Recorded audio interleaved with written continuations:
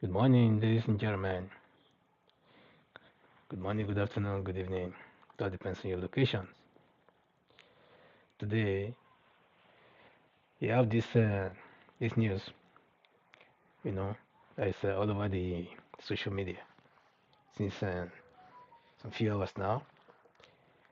So it borders on how the electoral body, INEC, our government officials, changed TINUBU and Peter Obi's scores during the presidential election. That even the INEC also hired some questionable characters or individuals, you know. So why this thing is making another news now or headlines? It's not like we don't know. We know that because we've said it over and over again because everybody saw what happened, even if we don't even want to talk about the other places. So let's talk about the one that really matters. Although they all matters, but let's talk about the one that is they use as decisive votes, which was the one of River State, because that was the last one, especially the one that came from Obi Akpo local government, which was just supposed to be the local government of uh, Emperor Wiki himself, so that is what we are talking about here now, so I'm taking it from Sahara. So he said, although the opposition parties, especially the PDP and Labour Party, have rejected and are challenging the outcome in the election petition tribunal, the president-elect or select Bola Tinubu is due to be inaugurated on 29th of May. So, but an investigation by the British Broadcasting Corporation (BBC) on February 25th, Nigeria's presidential election has found evidence suggesting a lot of results may have been manipulated. So, Sahara reporters reported that on March 1st, 2023, the chairman of INEC, Professor Mahmoud Yakubu, declared the presidential candidate of the ruling APC, Bola Tinubu, as the winner and declared him as the president-elect. But according to INEC's declaration, Tinubu of the APC pulled 8.7 million, that's 8.794726 million votes to defeat his contenders, Atiku Abubakar of the PDP, who polled 6.984.520 votes, while the Labour Party presidential candidate, Peter Obi, has 6.101.533 votes to come third. And candidate of the New Nigerian People's Party, NNPP, Kwakwaso, with 1.496.687 votes, so 1.4 million votes. So, although the opposition parties, especially the PDP and the Labour Party, have long rejected the results and are challenging the outcome in election petition tribunal, the president-elect Bola Tinubu is due to be inaugurated on 29th of May. But however, the PDP and the BBC investigation has uncovered significant anomalies in River State, a key battleground, saying there are also questions over the identity of an election official who read out some of the unexplained results. BBC investigations revealed what it found in River State. It said we added up the voting tally sheets from over 6,000 polling units, polling stations in Rivers State, where many of the opposition complaints have been made. See, while the official results in this state give a clear majority to Bola Tinubu of the APC, our tally suggested that Peter Obi of the Labour Party had actually, sorry, man, had said why the officials' results of this state gave a clear majority to Bola Tinubu of the ruling APC. Our tally suggested that Peter Obi of the Labour Party had actually received most votes in the state by a wide margin. He said we found an increase of just over 106,000 votes in Mr. Tinubu's votes in the official declaration when compared with our polling station tally. See, that is almost doubling his total in the state. In contrast, Mr. Obi's vote has fallen by over 50,000 votes. So it is important to make clear that although we search through the election website for every single one of the 6,866 polling stations in Rivers State, we were not able to obtain results from all of them. Some were incorrectly uploaded, others were missing. Even after a month from the date of polling, for about 5% of polling stations, he said the photos of tally sheets were too blurred for us to read. It is reasonable to assume that the official count would have included these as they would have had the original documents. In another 70%, he said there were no results at all. See, many of these would have been placed or would have been places where no voting took place due to security issues or the non-arrival of voting materials.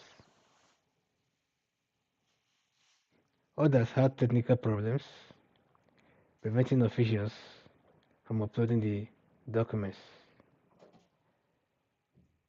So, there clearly would have been more police stations included in the final official results that were included in the BBC investigation. However, this additional tally sheets would have increased the total of each party and not decreased them. So what that means was the votes for Peter Obi Labour Party had decreased sharply in Rivers State. So how can the sharp fall in votes for Peter Obi in the official results be explained? The BBC reports added that the first major discrepancies was the Oyingbo local government area, where we found the vote for Bola Tinubu was 6 times larger in the official or in the officially announced results compared with the BBC's polling station count. Peter Obi votes had been cut in half. The second local government area where we found major discrepancies was in nearby Ubiakbo. The official results for Tinubu was 80,239 votes, but we counted just 17,293 votes from polling station tallies. Man, they gave this man 80,239 votes instead of 17,293 votes because these are the local governments that actually are highly populated by, those labor labor use and the obedience. You know, highly populated area. He said, so the count for Mr. Obi was announced officially as just 3,000, man, 829 votes. But the BBC counted 74,033 votes for him on the tally sheets. So how did these differences occur? As explained earlier, you see all the polling station sheets are collated at local government headquarters. You see we found an official election documents with these collated votes for the Oyigbo area, signed by an election official and some of the party agents. Several different photographs have been taken of it and uploaded on social media. See, the numbers in these documents closely match our own tallies for the two leading candidates, two leading candidates, Peter Obi and TINUBU. He said this would have been one of the 23 coalition sheets from the local governments in River State taken to the state capital, Port Harcourt, for the official declarations. Say broadcast live on television on 27th of February in front of a bank of microphones. Oyigbo election official Mr. Dr. Dixon Ariaga announced his name and that he worked with the Federal College of Education in Omaku. On the recording, the word Omoku is distinct, but there's only one Federal College of Education in River State. Dr. Ariaga then read out the results for each party in alphabetical order, including for all the smaller parties. They all match those on the collation sheet the BBC had obtained. He said, but when he reached Mr. Tinubu's APC, instead of saying 2,731 as written on our photographs of the sheet, he read out 16,630. Then for Peter Obi, Labour Party, the figures changed again. Instead of the 22,289 votes seen on the sheet, he announced 10,784 votes. It's more than halving his votes. According to the BBC, we asked the Electoral Commission if we could speak to Dr. Ariaga, but they would not give us his details or reach out to him for us. We spoke to the election official seated next to Dr. Ariaga, who she told us she wasn't authorized to talk to the press. Oh, but she told us she wasn't authorized to talk to the press. So we sent a reporter to the Federal College of Education in Omoku, about 2 hours drive north of Port Harcourt, where he said he worked. We're introducing himself. The Deputy Provost Moses Ekba told the BBC, from our records, both from our payrolls and from our human resources, there's no such name in our system, so we don't know such a person. Wow. So we tried tracking him down on social media and eventually came across another Facebook account for someone in Port Harcourt whose profile details had the name Dixon Ariaga. When we compare an image from this account to the televised pictures of Dr. Ariaga using Amazon recognition software, we achieved a match of 97.2%, indicating a very high probability they are the same person. They are the same person. So Dr. Ariaga did not respond to messages sent by us to his account. By reaching out to his Facebook friends, we did finally manage to speak to a man who said he was a relative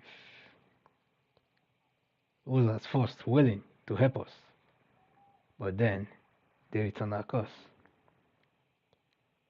We put these findings to Nigerian Independent Electoral Commission, Johnson Sini Kiem, INEC regional spokesman in Port Harcourt. He told us that due to a gross shortage of time and personnel, they had needed to take on some people without verifying their identity or documents. So referring to Dr. Ariaga, he said if he had presented himself as a lecturer from the college in Omoku and is otherwise, then he is dishonest, just like that. So we also approached INEC headquarters in Abuja for a response to our findings of discrepancies in the results in Rivers State. So we were told that they were unable to comment due to ongoing legal challenges. This is just one case in one state in southern Nigeria where the evidence points to the results having been manipulated on their own. These altered results would not have decisively swayed the outcome of the presidential election. TINUBU won the national presidential vote by 1.8 million votes over the nearest rival, Atiku, or the PDP. We are still looking for Dr. Ariaga to respond to the finding in this report. Man, this is really a big scandal actually, because as you can see, INEC is confused. In fact, they don't know what they have to or what they are going to do about this thing, because what they are just trying to do now is just to buy time and hope or wish it away that maybe in no time the people will forget about this whole thing and just move on. As always the case sometimes. Nigerians are always like, anyway, it has happened, so let's move on, just like that, and they move on. So that's what they are still hoping for this time around, that probably that is going to take place. So, but on my own, if you ask me, I would say this time it's not business as usual, because the way things are now, the people are actually very, very uneasy with the whole situation.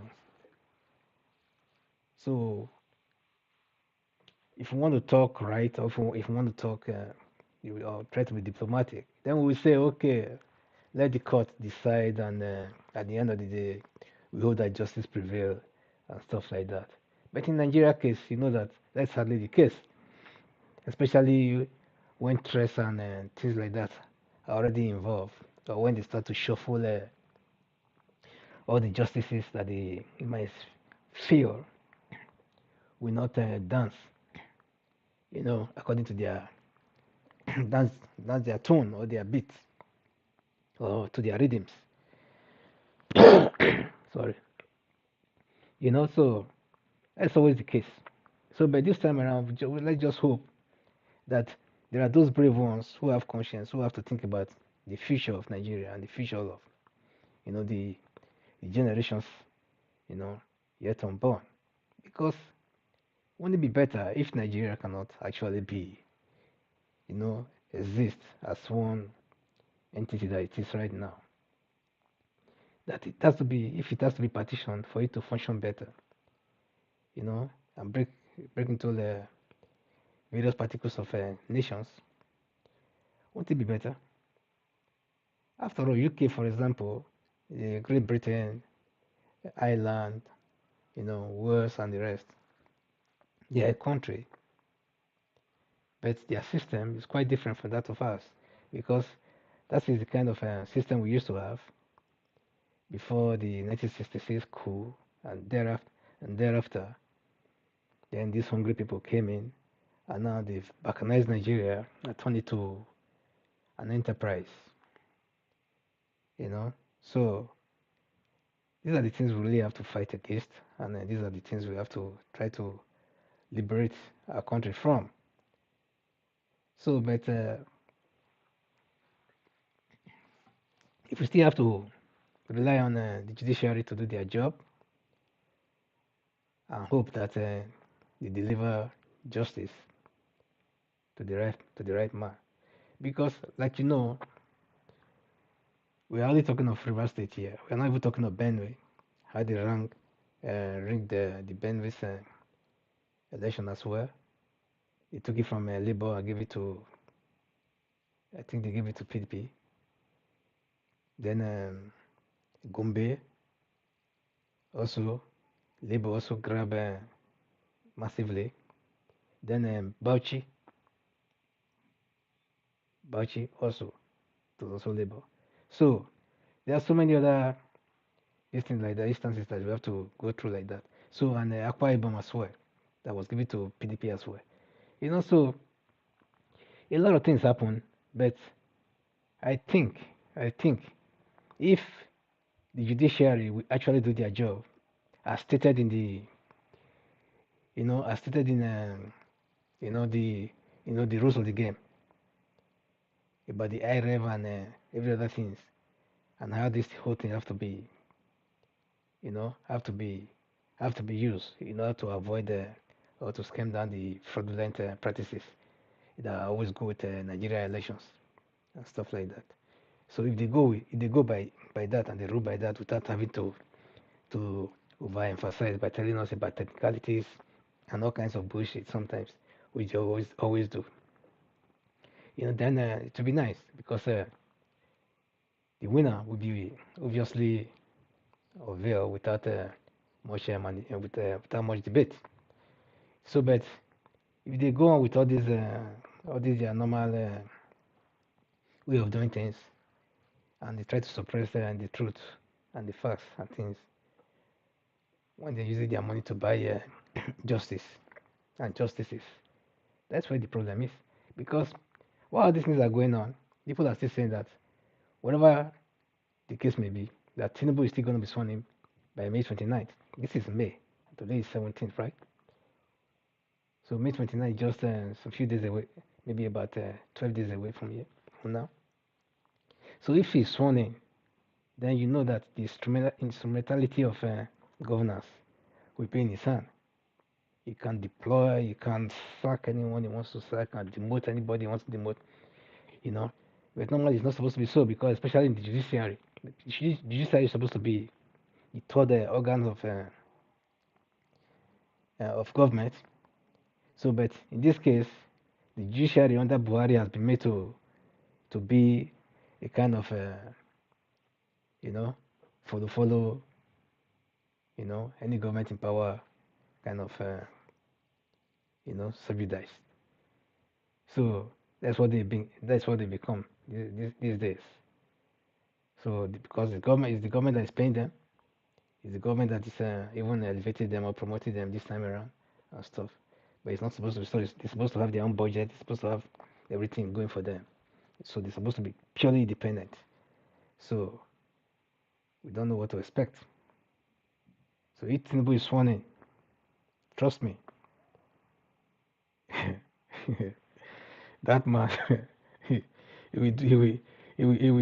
will disorganize the judiciary by every means. Maybe you start to hear some scandal coming from left and right to any man among them, among the justices, that is portend any kind of a little danger, or that is too sincere, or that is too straightforward, that that will not actually dance to what they want that man to dance to. So if you still remember how they threw this man under the bus, oh no, that was what happened when Buhari knew that he was coming back in 2019 after the 2019 election, that he knew they were going to manipulate the whole thing, but in whatever by whatever means and stuff like that for him to get back to Aso Rock. Then they have to throw that man under the bus. He brought in some kinds of charges here and there, you know. Before you know it, everybody was shouting, "Oh, the judiciary is corrupt, this and this and this and that." And some of my friends were already shouting. Also, I told them to shut up because they should understand what is going on here. That this man was going to destroy the judiciary in order for him to put the ones that will favor this cause, and that was exactly what he did. So, but some people will never learn. As far as they are following that person blindly, and these people are supposed to be very intelligent, they follow that person blindly. They don't care when that person is going wrong, and whatever. So, but this time around also now, it has become another thing altogether. So another phase of the same thing. Since 2015, men have been fighting for that country to be free. Another battle has started again, begun. But me, somehow, I leave the whole thing, in the hands of God, hoping that one of these days, something will give. Because no matter what, nothing lasts forever. So something will definitely give, and that country will give birth to a new country, either new countries or new nations. So that is my hope for Niger. So thank you for coming to Niger Matters. So we have to talk about it the way it is, and we hope that tomorrow will be a better day. So we hope that tomorrow we have more better news to bring. So Peter Obi is the president-elect as it seems now, because it was River State that they used, to determine the whole thing. So if you see the actual vote, and these actual votes are on the IRF server in INEC. So it's not like these things are just, flying in from nowhere. Because I know Nigerians, sometimes they don't believe when Nigerians are talking. So sometimes they want to believe when, let's say, BBC or some other Western medias are bringing out some stuff. So that is the complex that our people are having. Even when they are seeing the truth right under their nose, they still want some other confirmation for them to know that this is the right thing to do before they start to get energized. So, but I just hope that Nigeria don't explode one of these days, because with this one coming up now, then who knows what is going to happen. So, but we hope for the best. But for me, I would say Obi should brace up and try to be a man, stand up for himself also, and speak out. It doesn't mean that if he speaks out, that people will say that he's encouraging violence or whatever. No, because even Buhari himself has preached more violence than this when he never even had a vote from the south. He was already thinking that he already won the whole country because he was winning in the north. Back in the days, if you still remember, he contested the election against Obasanjo. He contested against Yaradua. He contested against Kulach at first. And he was always shouting that he was wrong. He was rigged out. He was rigged out. He was rigged out. When nobody knew him in the south there. So talk less of Peter Obi, that's even more popular. That has won the election. And plainly. Plainly and clearly for everyone to see. So that is it. So I think Peter Obi also should be at least speaking up for himself, apart from he having people that are speaking up for him and stuff. He too should be able to speak up for himself and damn the consequences. Nothing will happen. If they should arrest Peter Obi for any trump up charges and what have you. Definitely something will.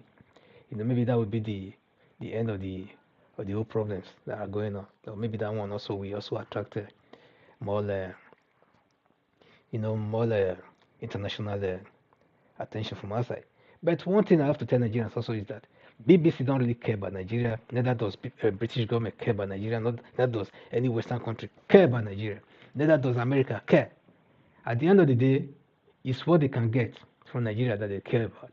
So if Tinubu is the first person to get into that Asoro, and he plays cards well, and he give out all the, all the budget and all the bribes and everything, and all the deals and stuff, to the Americans and to the UK and stuff like that, they will shut their mouth. Before you know it, even their press return against, you know, the supposed winner.